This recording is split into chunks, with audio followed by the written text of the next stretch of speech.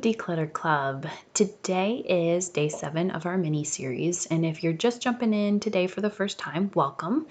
Feel free to go back to the previous videos that are also listed on my YouTube channel, and you don't have to go in order, you don't have to complete them all, so feel free to complete whichever ones pertain to you whenever you'd like.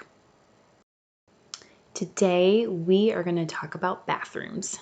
First of all, I'm not a big fan of stuff on my bathroom counter, which I'm sure you are all shocked to hear.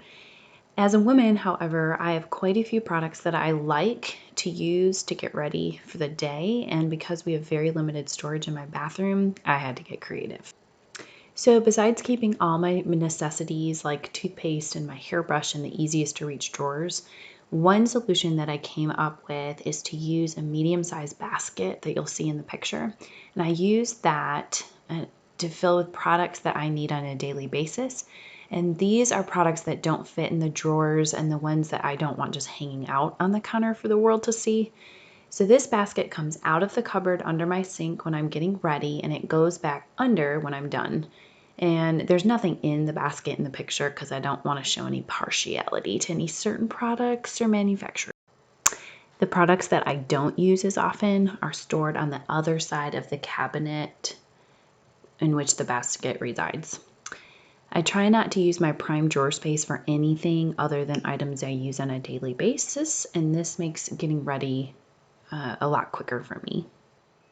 Onto my kids' bathroom, which also serves as our guest bathroom.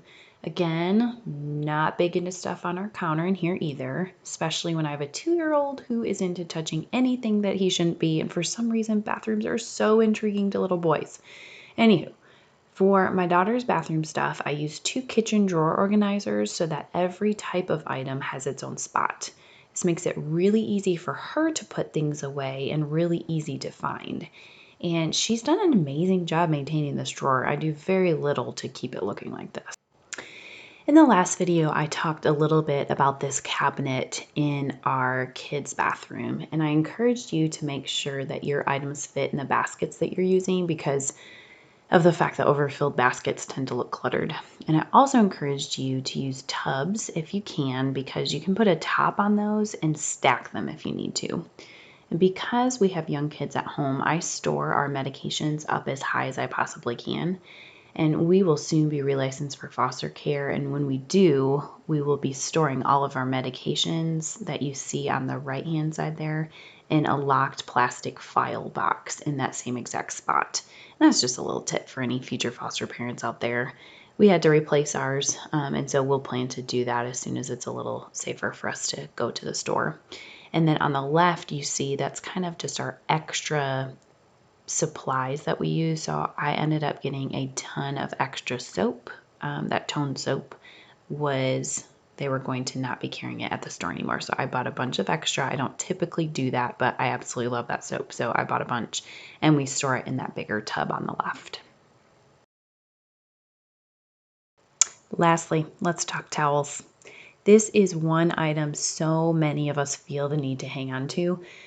So you guessed it. Your challenge today is to go through your towels. Yay! Now, I realize that there is a great reason to hang on to some of those towels as scrap towels. You know the ones I'm talking about, the ones that are ripped and faded and scratchy. We have pets, and I know how handy an old towel can be. However, hanging on to a huge stack of them is not doing anyone any favors. And as far as your good towels go, what's a reasonable number to keep for the number of people in your home and the typical number of guests that visit and actually use your towels? When you go to the beach, do you each take 2 towels? What is a reasonable number to keep for those? There's no one answer that works for every family. The biggest question is, what's a reasonable number for your family? Towels can take up so much space, and we only end up using a portion of the ones we own.